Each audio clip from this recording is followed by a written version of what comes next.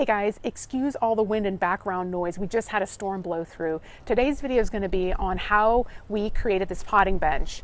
And how that all came about was I was in my friend Jean's beautiful backyard garden when I spotted her potting bench. And I asked her where she got it from. And she said that she and her husband made it and they could show me how to do the same. And so I said, sign me up, and decided to film the process so I could share it with y'all. The backbones of this potting bench was under $100, and you really can take this and make it your own and add embellishments or augment it. I did another video on how I created the Texas flag here. I did want to give a shout out to my friend Kevin, who designed this logo and sent me this shirt, so appreciate you, Kevin. And so let's get into it. You're going to need the following items. First off is a saw. You can use a hand saw, but this chop saw helps you cut more evenly and efficiently. If you don't have one, you can typically rent one for about $35 from Lowe's or Home Depot. Check with whoever you buy your lumber from, because they may also be willing to cut to size for you. A speed square. If you decide to cut your own lumber, these really help you mark straight lines. You'll need a pack of 2.5-inch decking screws, and these should come with a drill bit to help you directly screw into the wood without pre-drilling. A pack of 250 should be plenty. These clamps were really helpful in assembling the frame. We used ground contact pressure-treated lumber, which is made for outdoor projects that will be exposed to potential moisture from ground contact. You'll definitely want to make sure you've got straight pieces of lumber, so lay each piece on the floor to check for warping. Here's the overall measurements for the potting bench.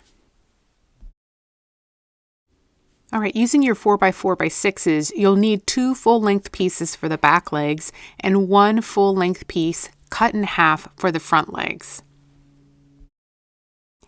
Using your 2x4x8s, you'll take one piece and cut it in half for the top frame, and another piece you'll cut in half for the bottom frame. The bottom edge of the bottom frame is 8 inches from the ground, and the top edge of the top frame is 36 inches from the ground.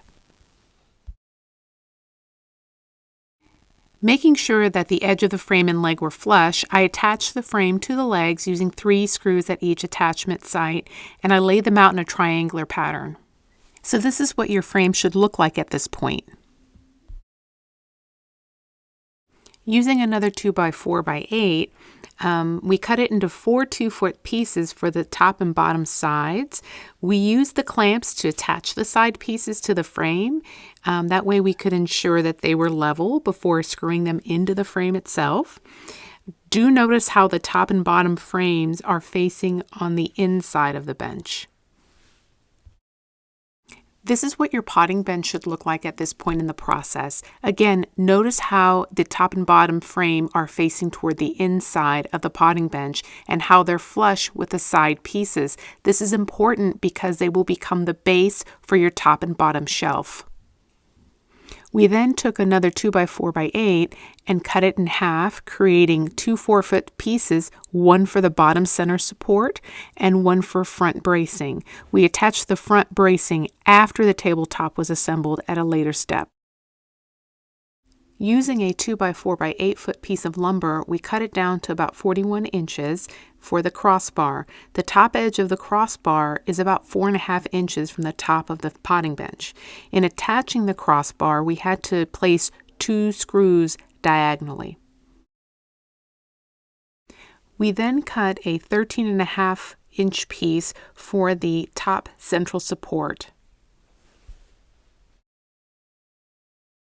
Next, using your 5/4 inch by 6 inch by 12 foot decking board, you're going to cut 4 52-inch pieces and then screw them into the potting bench along the sides and down the center. Using that same decking board, we then cut 9 17-inch pieces for the bottom shelf. Along the outside edges, the 2 pieces that went between the legs had to be slightly shorter just to be able to fit within the frame. We then cut a 34-inch piece for vertical bracing, and we attached that to the crossbar from the top and then also screwed it in to the back of the frame. Okay, those were the general specifications that we used to create this potting bench, but feel free to make it your own, and along the way you may have to tweak things and make some adjustments. Of course I had to take this up a notch, and so if you're interested in seeing how I created this Texas backboard, then check out this next video.